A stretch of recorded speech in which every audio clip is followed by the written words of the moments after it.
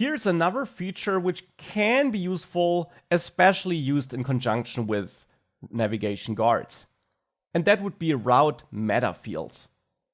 On any given route in your route config, you can add an extra property, the meta property. Meta takes any kind of value, for example, an object, and you can store any kind of values in there. For example, needs auth set to true. But this is entirely up to you. Why could this be useful? Well, you can access this meta field in all the places where the route object, the $route object, is available. And that's the case inside of components, and with that you could pass data into a component which is loaded for this route. But you can also use it in your navigation guards, because there you also got access to the to and from route objects.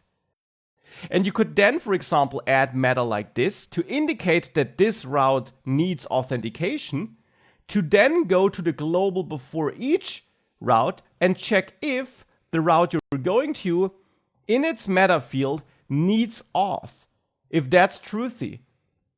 And then here you could check whether the user is authenticated. For the moment, I'll just log needs auth. But here you could then check whether a user is authenticated, and if that is the case, you confirm this, and otherwise you deny this. With that, you could use a global navigation guard that runs for every route to then still do different things based on the metadata attached to the different routes. And that is something which also can be useful to elegantly set up a global navigation guard that still does different things based on the metadata you attached to a route. It's an advanced concept, you'll definitely not need it all the time, but having this extra data which you can pass into a component and into this route object, more importantly, when a certain route is matched, can be useful at times.